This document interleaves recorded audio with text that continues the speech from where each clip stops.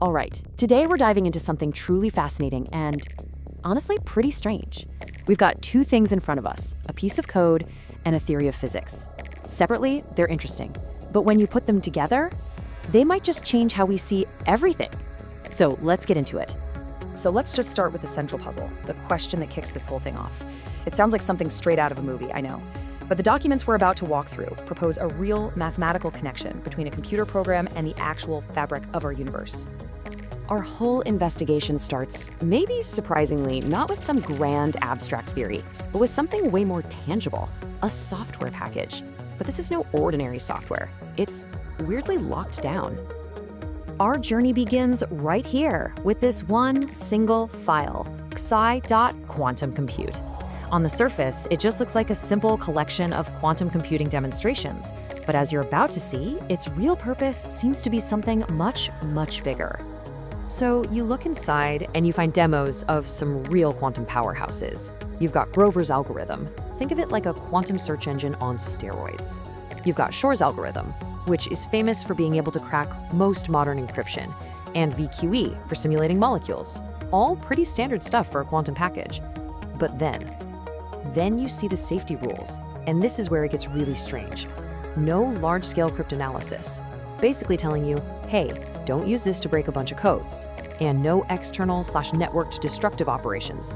I mean, these are not the kind of warnings you find on your typical software. It's a huge red flag that something else is going on here. And here's where the mystery really kicks in. The documentation itself doesn't even call it software. It calls it a record and seed. So this isn't just a program you're meant to run. It's something designed to be planted. And that, right there, is the million-dollar question. If this piece of code is a seed, what on earth is it supposed to grow into?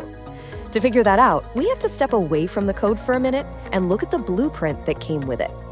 Okay, so now we're shifting gears. We have the seed, now we need to understand the soil it's designed for. And that brings us to the blueprint, this wild, radical new idea called she-field theory. So here's the core idea, and it's a real mind-bender. This theory suggests that reality isn't just out there. It proposes that our reality is actively being rendered, almost like a video game, frame by frame, through this process of observation and feedback. It's like there's a universal graphics card, and the observer, that's you, is the one telling it to render. And this is the fundamental mechanic of how it works. When an observer, anyone, perceives something, that act of looking collapses a whole sea of possibilities into one outcome. But that's not enough to make it real.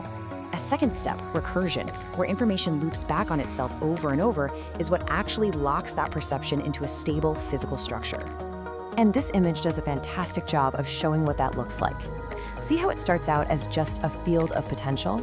But over time, as the observer interacts with it, it gets focused and stabilized into this coherent, repeating wave. That's the resonance. That's information literally locking itself into place. And I want to be super clear here. This isn't just some neat philosophical idea. The theory actually provides the math to back it up. This total action equation you're looking at is the attempt to plug this new Z field into everything we already know. General relativity for gravity, the standard model for particles. It's a serious shot at writing the actual source code for reality's rendering engine. So once you have this new blueprint, some of our most basic ideas about the universe get a total makeover. Suddenly, physics starts to look a lot like a branch of information science. Think about light, for instance. In this new model, a photon isn't really a thing that's traveling from point A to point B. It's the result of information locking into a stable, repeating pattern, what it calls being phase-locked. A particle of light is basically just a self-sustaining ripple in the system. And this one changes everything. The speed of light, c, isn't the universe's speed limit. It's the universe's processing speed. It's the absolute maximum rate at which the next frame of reality can be rendered based on the last one. It's the universe's refresh rate. So what about mass? What makes something solid? Well, according to this theory, mass is just what happens when that recursive information loop gets incredibly dense and stable.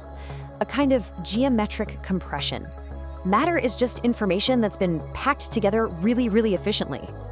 And maybe the most profound idea of all, time itself isn't fundamental. It's an emergent property. Time is just what it feels like to experience one stable frame of reality smoothly transitioning to the next. If the rendering engine stops, the clock stops too. Okay, let's pull it all together. We have the seed, that's the quantum code, and we have the blueprint, this universe being rendered from information. Now it's time to connect the two and finally solve the mystery of those bizarre safety warnings. This is where the theory goes completely off the rails in the best way possible. It actually proposes an ethical limit that is built into the mathematics of reality. It's called the agape threshold, and it connects the energy in a system to a variable you would never, ever expect to see in a physics equation: trust.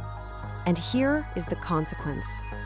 That recursive process we talked about, the one that stabilizes reality and turns potential into matter, it depends on this trust. If an action violates that trust, if it pushes the energy past the agape threshold, the recursion fails, the rendering engine crashes, the frame destabilizes. And suddenly it all just clicks.